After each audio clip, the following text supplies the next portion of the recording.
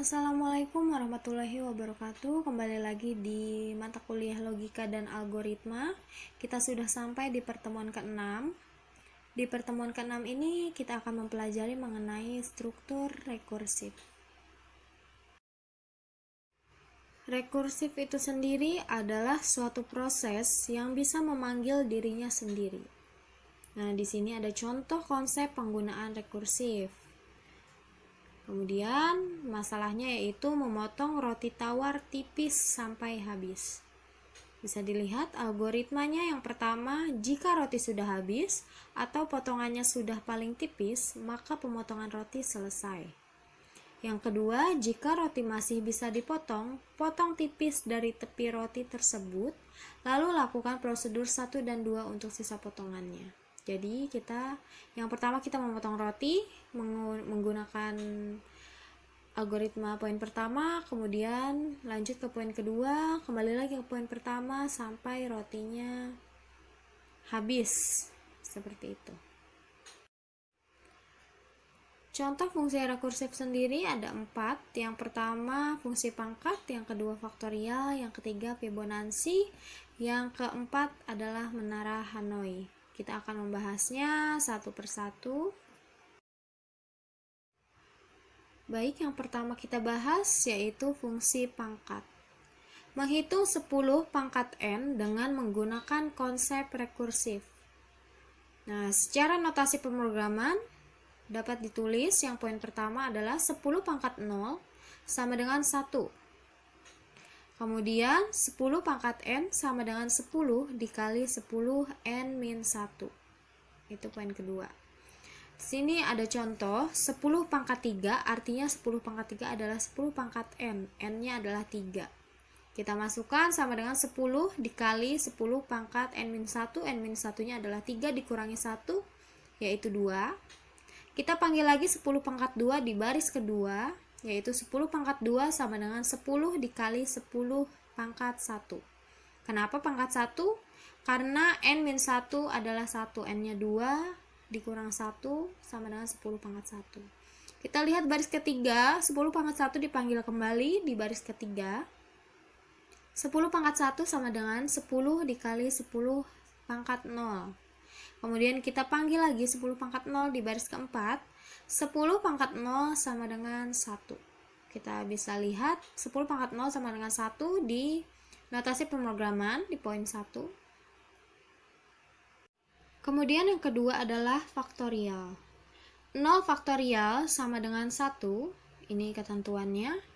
Kemudian ketentuan yang kedua, jika n lebih besar dari 0, maka n faktorial sama dengan n dikali n min 1 faktorial.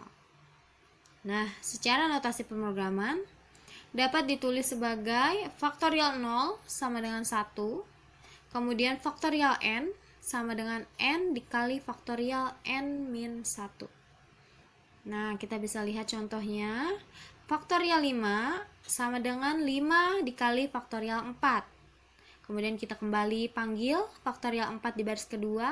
Faktorial keempat atau faktorial 4 sama dengan 4 dikali faktorial 3. Sampai akhirnya di baris terakhir faktorial 1 sama dengan 1 dikali faktorial 0. Seperti itu. Kemudian contoh soal hitung 5 faktorial. Nah, bagaimana caranya? Yang pertama 5 faktorial sama dengan 5 dikali 4.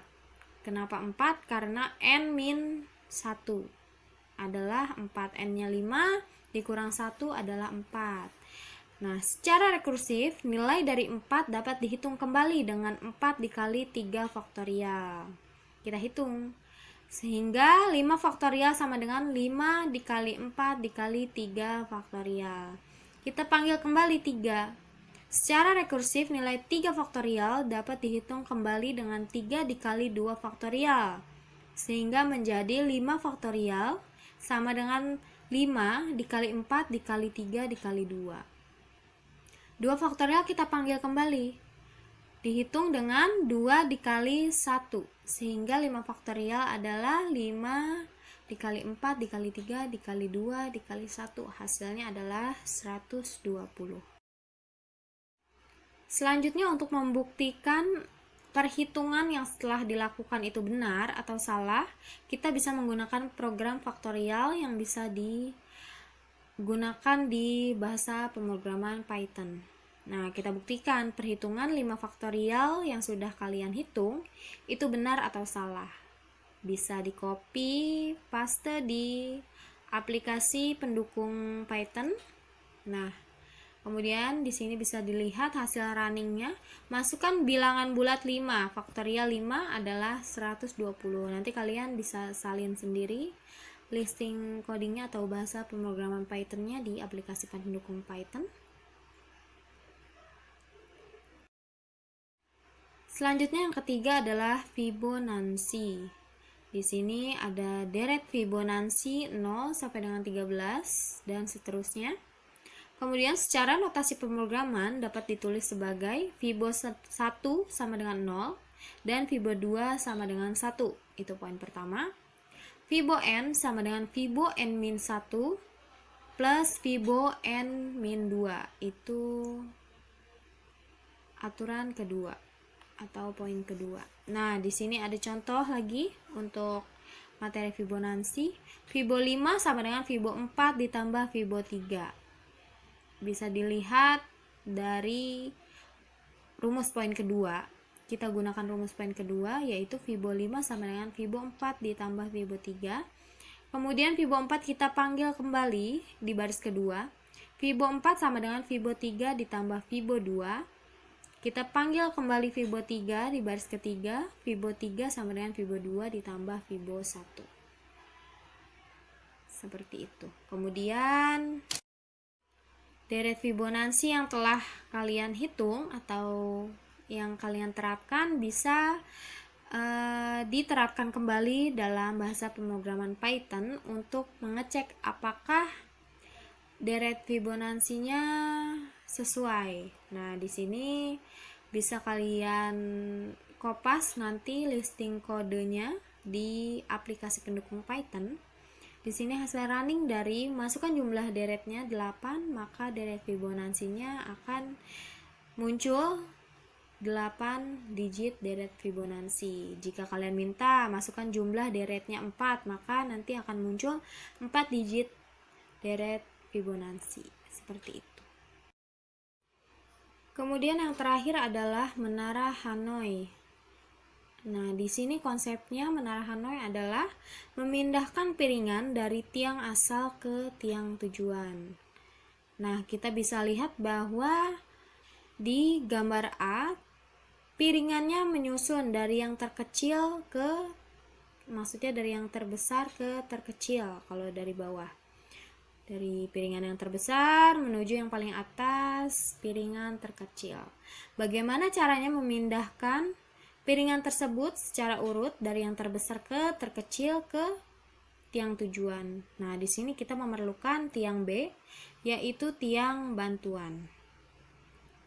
Nah, untuk mempelajari langkah pemindahan piringan, kalian bisa melihat video konsep menara Hanoi di website ini. Nah, kemudian nanti ikuti langkah-langkah pemindahan piringan. Bisa nanti kalian pelajari satu persatu untuk memindahkan piringan-piringan secara urut.